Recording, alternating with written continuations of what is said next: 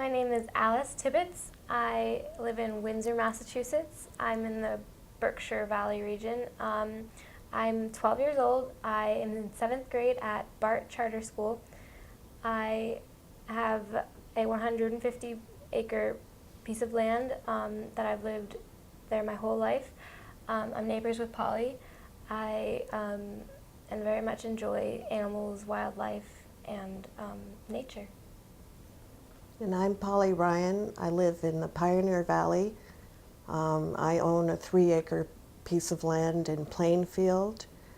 I work in the Northampton area. I'm a graduate from UMass with a plant and soil science degree. And I bought my piece of property about 25 years ago so that I could live sustainably. And I grow my own vegetables, I freeze them, I have other gardens on my property, and I built my home because I really wanted to have a place that I could feel was a sanctuary, a place that I could retreat from the world, that would be safe, that would be healthy for my children. I'm a single mom, and so that's why I'm there. And how did you each first find out about the pipeline, and where would it go on your properties? Do you want to start? Yeah, sure. So I found out about the pipeline. I was driving with my dad in his truck down a road, and we saw one of the lawn signs that said, "Stop the pipeline." And I did not know what that meant, so I asked my dad, and he said, "Oh, they're putting a natural gas pipeline through, Windsor and Covington and Plainfield, and right by Polly's house." And I said, "What, really?" And he's like, "Yeah, but, we don't really care about that. It's not that effective." But I was like, "Dad, you can't speak for me." And so I decided that I would want to find out more about this. And I got a call from Polly saying that one day she wanted me to come over because there were a group of people working on the website No Fracked Gas in Mass, and I thought I would stop over and see what was going on. So I stopped over, and I learned all this information on this one day about this pipeline and all these people's opinions, and just that's kind of how I found out about it. I mean, they were doing construction nearby my house, and I had no idea what for, and they were building roads and all that, and I found out that the pipeline's going to be going through my land, through this land that I love so much, that I grew up in, that I know by heart. I mean, I spent hours in the woods, and I love it, and it was so surprising to me and shocking to me, but so now here I am fighting it. Did you find out about trees that would have to come down? And Yeah, I mean, this 100-foot swath that they're going to have to cut all the trees down. I mean, I know those trees. I've walked in those woods, and it's hard to imagine. Just they're cutting down all these trees, they're digging up all this soil, and they're putting this natural gas pipeline through. It's a really hard thing to come to senses with. And you have particular love for birds. And So my piece of land is very special to me. It's not a real farm, but it's like a farm to me. We have peacocks and pigeons and chickens and parakeets, and my dad is big into plants, and he has orchids and a big workshop and a big garden, and so I've spent a lot of precious time on this piece of land, and I love my birds, and I can't imagine this pipeline ruining all that. I mean, I have these birds, and they're very special to me, and they take a lot of responsibility, but I still love them. Yeah. Have you shared this with the students in your school, or? Well, so being a young person, I don't have a lot of friends who are against the pipeline. I don't have a lot of other 12-year-olds who are marching down the streets, holding "Stop the Pipeline" signs. And so I feel that it's almost my responsibility to inform the youth, because I mean, this is our future. This is our Earth, and so it's good to stop it now before it's too late, before, we're all 20 or 30 years old and we have pipelines running through our backyards, So I feel that it's who I am as a young person to inform the rest of the young people in the world, because, it's our earth, it's our world. We're the next generation, and that's really important to me. Thank you. Yeah. I found out about the Tennessee gas pipeline going through my property one Saturday morning when I was cooking in my kitchen in my pajamas, and somebody knocked on the back door and handed me a piece of paper. And they didn't say anything. They just handed me the paper, probably because I was in my pajamas, and left. And I didn't think much about it. And when I looked at it a few days later, I realized,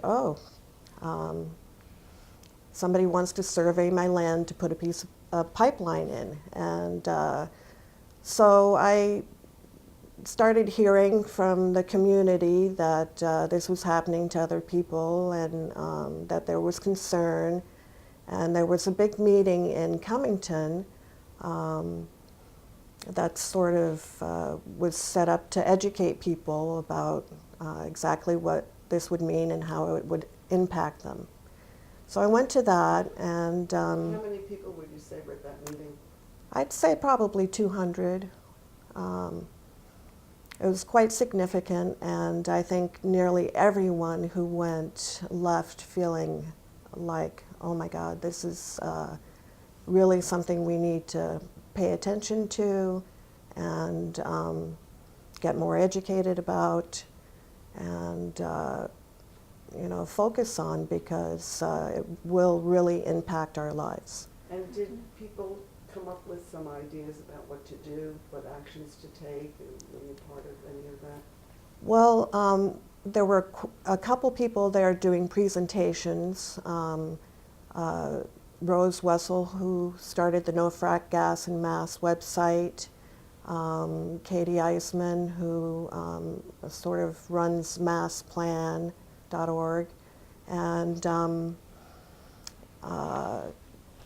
those are the people that I connected with in the beginning to sort of get more educated myself, and to try to, I feel that that's been my effort in this plight, is to try to educate other people. I have done quite a few things to be an activist around this.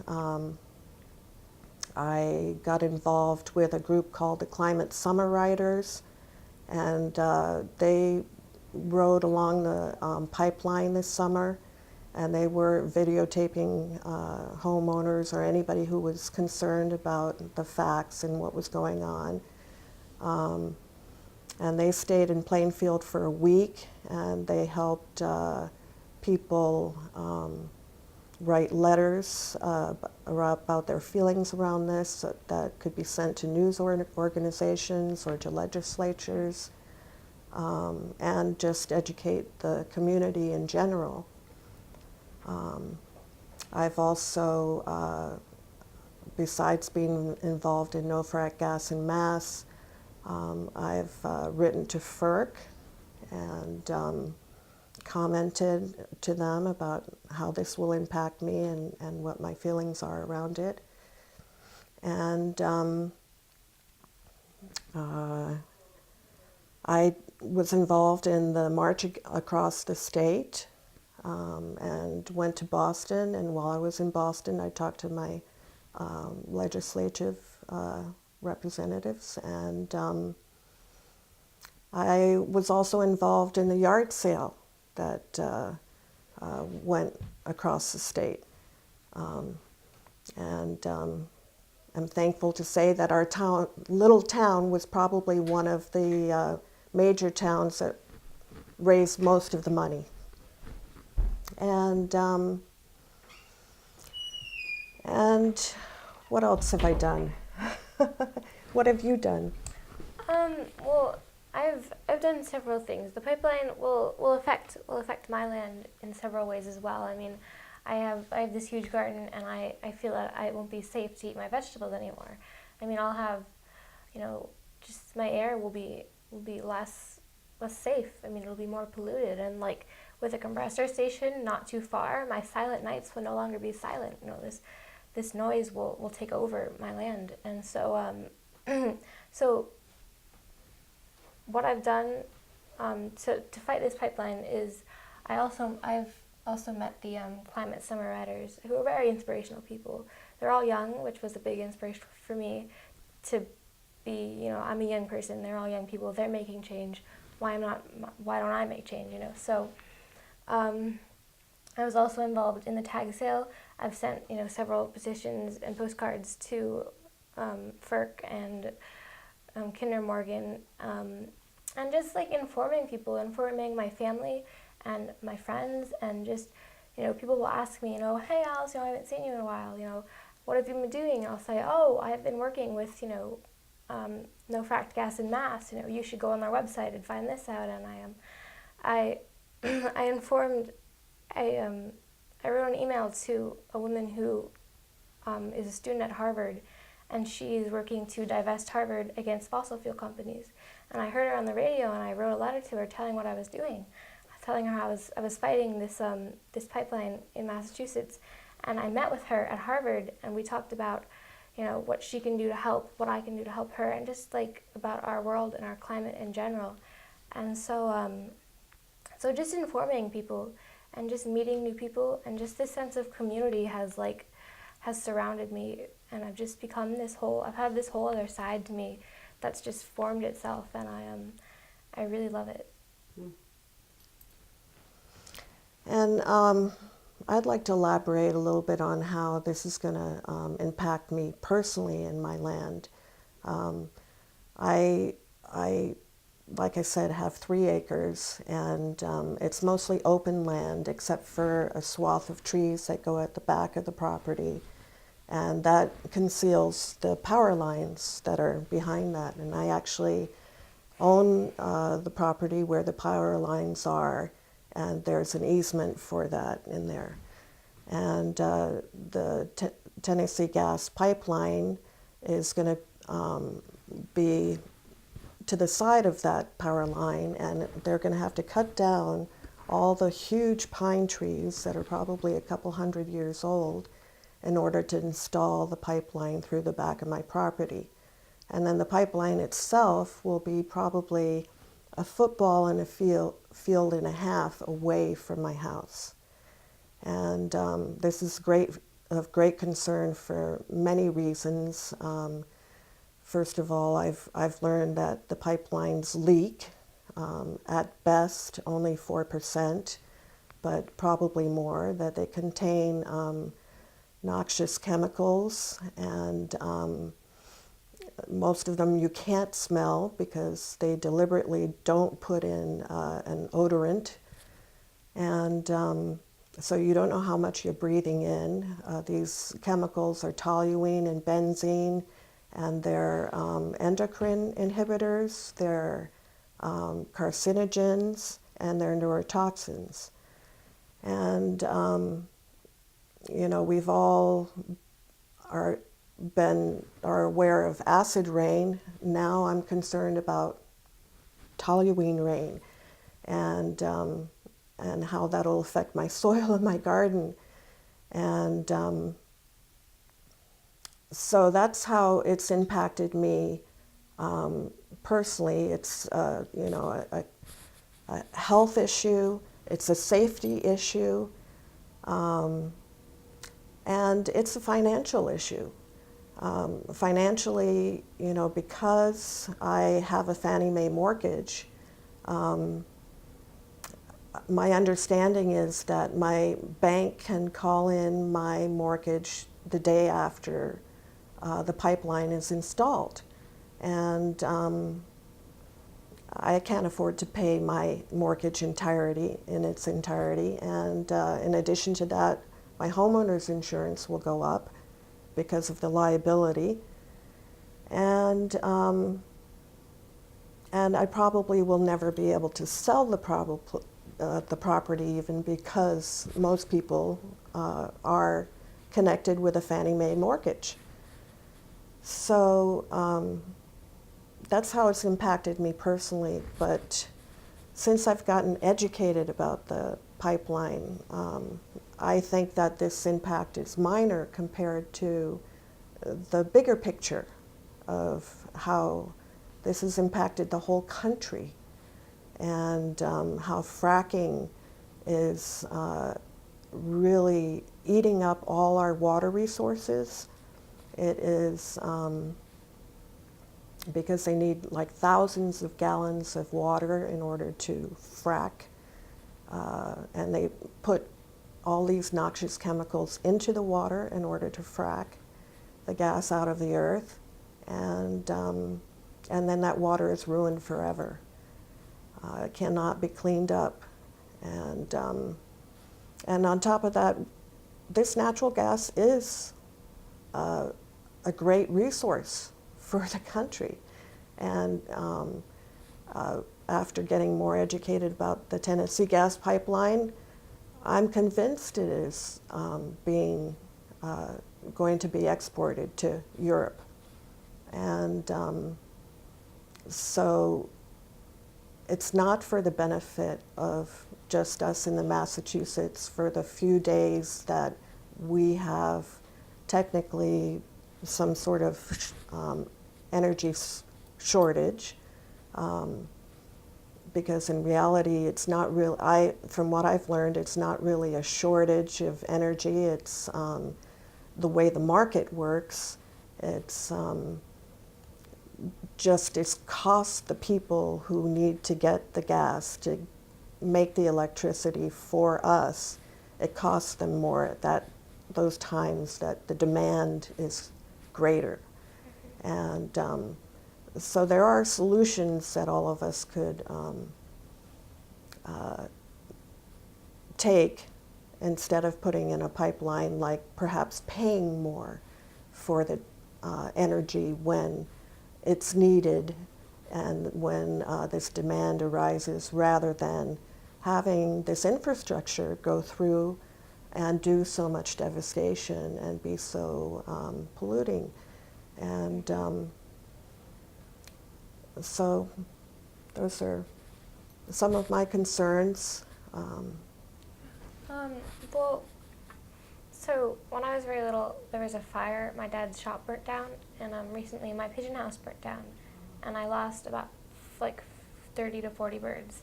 I have about like 15 left, and those times were devastating for my family. And I mean, I saw these birds suffer. I mean, the birds are traumatized, and I'm traumatized as well. And so those two fires were very scarring to my family and to me. And I mean, if something was wrong in this pipeline, there could be an explosion, there could be a fire. I mean, Polly's house is so close to the pipeline, it could burn down, it could explode. My house, my whole farm would be ruined with this pipeline. And so just like to watch, so the survivors that came out of the pigeon house fire, lots of them were very highly injured and had burnt feathers, and just they were very injured. And this pollution, this air pollution that the pipeline will create, will have them suffer, because these are such small birds. They can't take the high capacity of air pollution. They can't take that. And I've already watched them suffer once, and I can't let them suffer again. And so it's really impacting to my family and to my farm, and I'm just really worried about like the effects this pipeline will bring. And we have about 2,000 or 200 feet of like of water frontage, because like the river and What river? on the Westfield River, the east branch of the Westfield River. And so we have several wetlands, and we have a little brook that runs right where the pipeline is going to be going. The pipeline is going to be going over my little brook. And it's really hard to know all these like resources and all this beautiful land that I know and love will be ruined. And so I'm the only one in my family who's against this pipeline. My dad's not, my mom's not, and my sister's not. And so it was really, at times it's really hard, because I'm in an environment where I'm the only one who has the same opinion. Everyone else is against my opinion. And other times it's like it's made me a better person and a stronger person, and it's given me this whole sense of just like self and independence and just community, and it's been such a great experience. And and we've worked so hard. No Fracked Gas and Mass has worked so hard, and Polly's worked so hard to stop this horrible mess. Yes, in fact, I let my garden go fallow this year to have the extra time needed to be an activist. And I'm hoping that I can resume gardening, that I won't have to worry about. What do you usually grow, Polly? I grow all sorts of vegetables. I do winter squashes, I do summer squashes, I do peppers, tomatoes, kale, greens, lettuce, just about everything. And like I said, I freeze a lot of it, so because I like to make soups in the winter, and it's great to know that where my vegetables are coming from, that they're fresh, that they're grown in soil that doesn't have any chemicals, and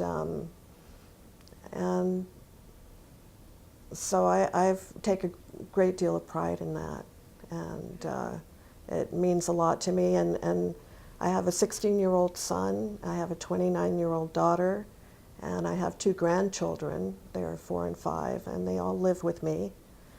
And so we're all benefit from that. But this year we put it to the side, and we've all been working on trying to raise awareness around how this can really impact us. And one thing I'd like to say too about Kinder Morgan is that I have not felt like they have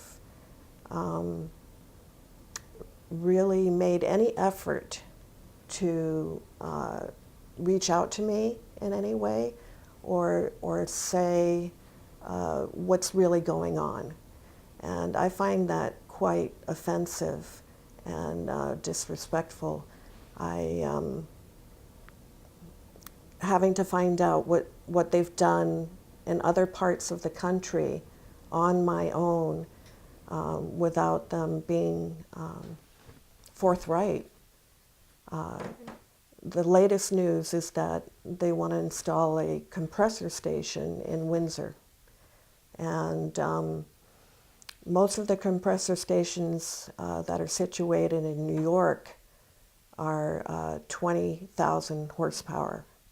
And the people who live around them say that they're constant noise, and they do off-gassing, and so there's a lot more gas than just 4% going into the atmosphere. And they have constant lights on. And so the compressor station that they're suggesting to put in Windsor is 80,000 horsepower. And originally Kinder Morgan had said, well, we're only going to have, I think, 2 or 3 compressor stations along this Massachusetts pipeline. And now, and those compressor stations were supposed to be 120 horsepower.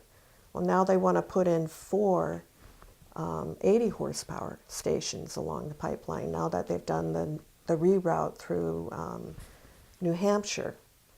And so that actually gives them more horsepower for the entire length of the pipeline. And you know, when you look at their communication, which is, you know, this is because the gas is needed in Massachusetts, and otherwise your electric rates will have to be up 40%, like they've managed to initiate at the moment.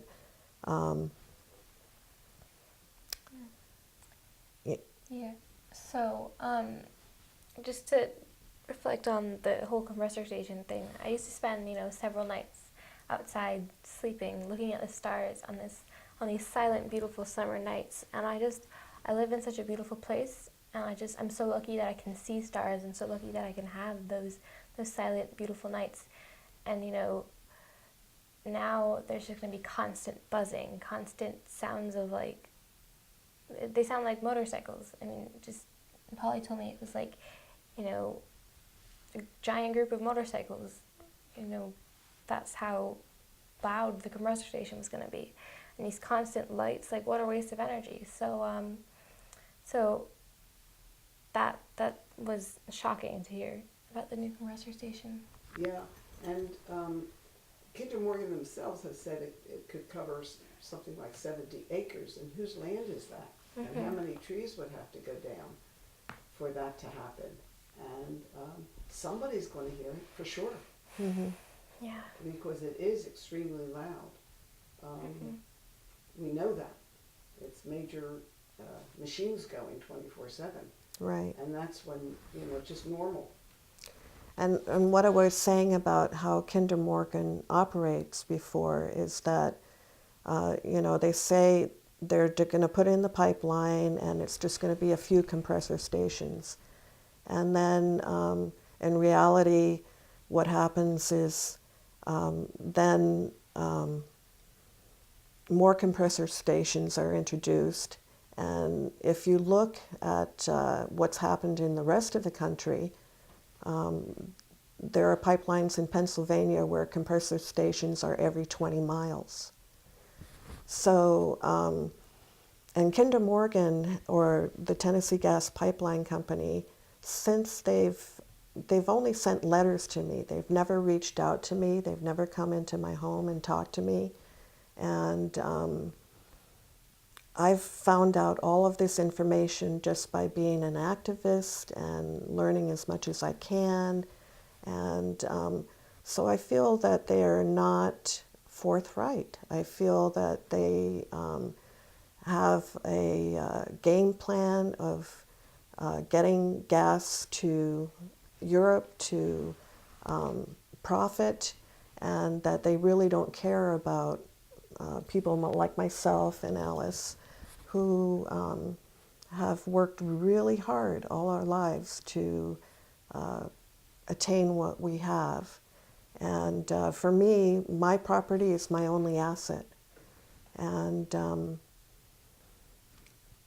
again, as a single mom who hoped to pass this on to her grandchildren, you know, it's devastating. It's But got to be a huge shock. You know, out of your quiet and peaceful, rural, sustainable, you know, grow what you eat and eat what you grow. yeah, it basically will change my entire life.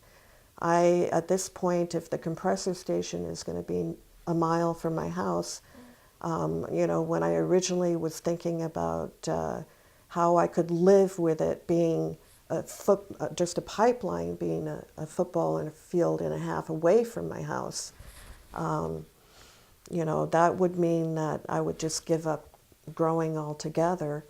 But with a compressor station maybe a mile away, it might mean that I'll just have to move entirely. And with what? I have no asset, because what Kinder Morgan hasn't even come to offer me anything. What they've said, what I've heard through the grapevine that they're offering as collateral damage for the greater good, is that they'll give you $1 per inch of pipe. So it's a 36-inch pipe. And so that's $36 times the amount of feet that it goes through your property.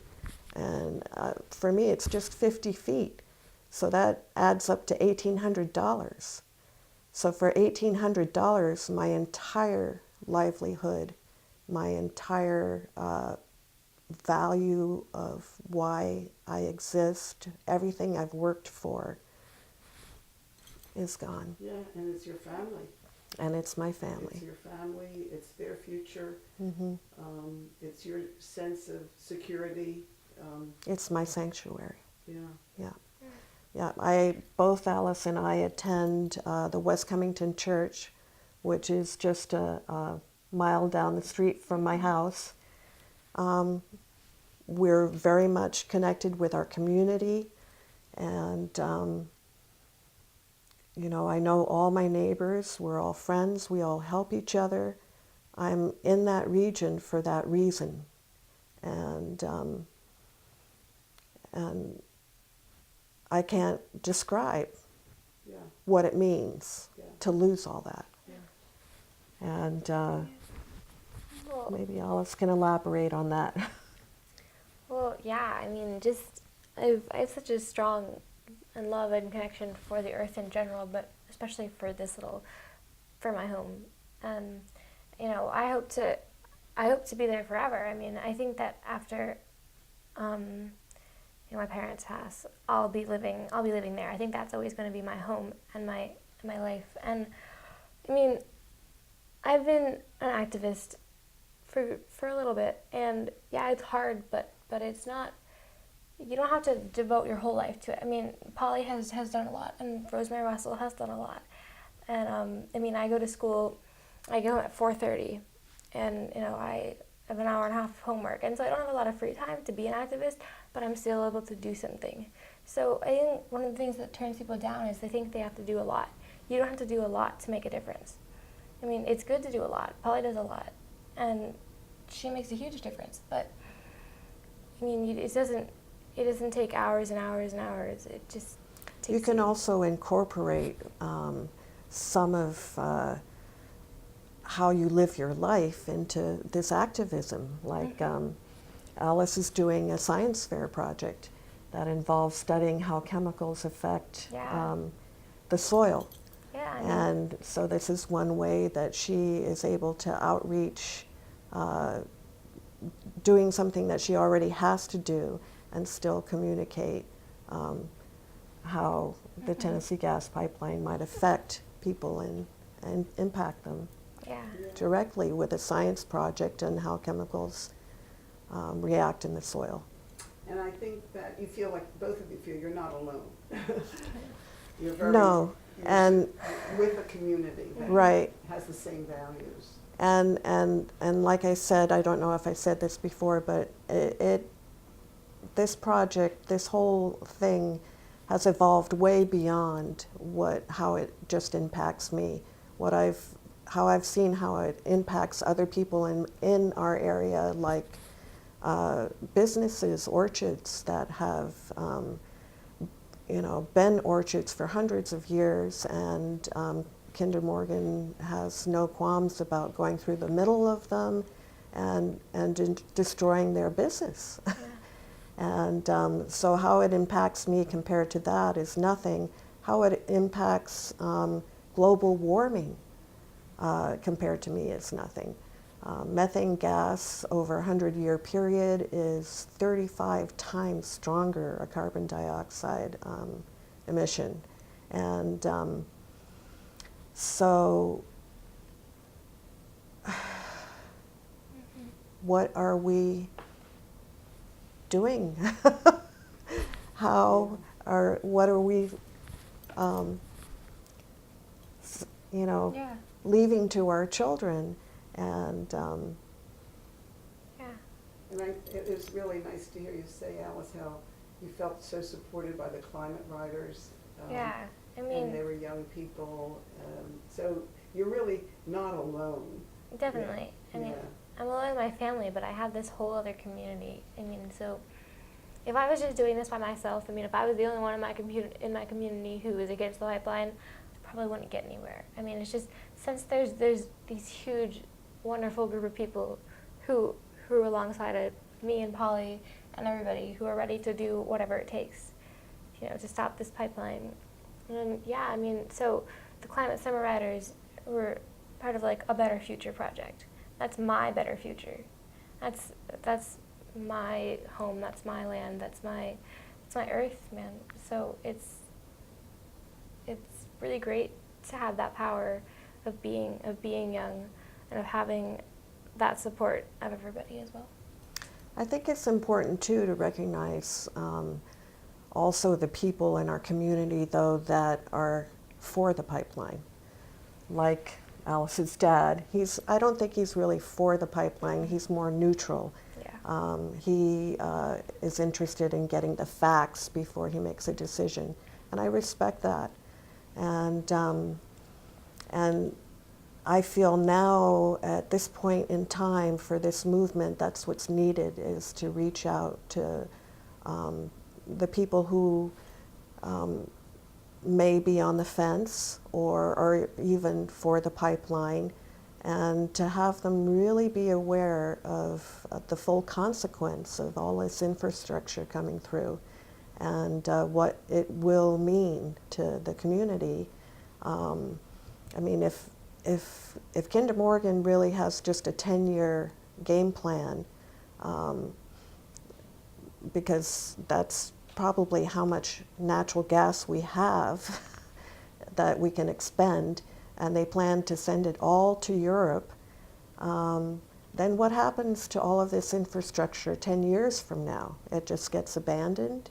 And in the meantime, we've suffered all the consequences of the pollution and maybe gotten to the tipping point with global warming. So I really think that the conversation needs to expand now, not just to the choir, the people who are educated about the facts, and see why this is such a concern, but to people who may not know exactly how it'll impact them. I've tried to do this in my neighborhood by having a breakfast brunch and invited all of my neighbors who I knew were on the pipeline. And unfortunately, out of 35 invitees, only one person showed up. I'm not really sure why. Bad timing. I certainly am going to try again. And but I do think that if anybody wants to really is really concerned about this issue, that's one thing that they should try to do, is reach out to their neighbors, the people in their own town who maybe have just been quiet, and ask why. Well, we do know that 41 towns have passed this no pipeline through their town referendum. So we're pretty strong, even though not everybody, wants to be out and about and directly involved. That there's no real. I think it's been remarkable. Yeah. What has been accomplished. And it is the towns that really speak out that the pipeline has been rerouted from. So it does make a difference. Yeah. I'm concerned for my particular town, Plainfield, and for Windsor. I think that it's still on the map because we haven't spoken out enough. And especially, with a compressor station going into Windsor. So I think we have a lot of work to do locally. Yeah. But I am so grateful for everyone who has stepped up to say something and to voice their concerns and to get educated and to know the facts and to There's help a in lot of that. work that's been done, and there's a lot of work to be done. We're just at the tip of the iceberg. Yeah. It's been a long year, and my garden might go fallow again this year. Alice, do you have any last words for us? I want people to know that everyone's working very hard in Massachusetts, and everybody's trying to kind of to stop this pipeline and to inform people and to reach out. But we've done more than just stop the pipeline. We've done more than just try to talk to Kinder Morgan or any of that. We've created a community. We've created new friendships. I've met new people. Polly's met new people. We've had this stronger love. We've come together. I mean, several towns have come together, and this pipeline is a scary thing, but we're ready and we're here. and we're going to do something about it. Great. Thank you both very much. Thank you.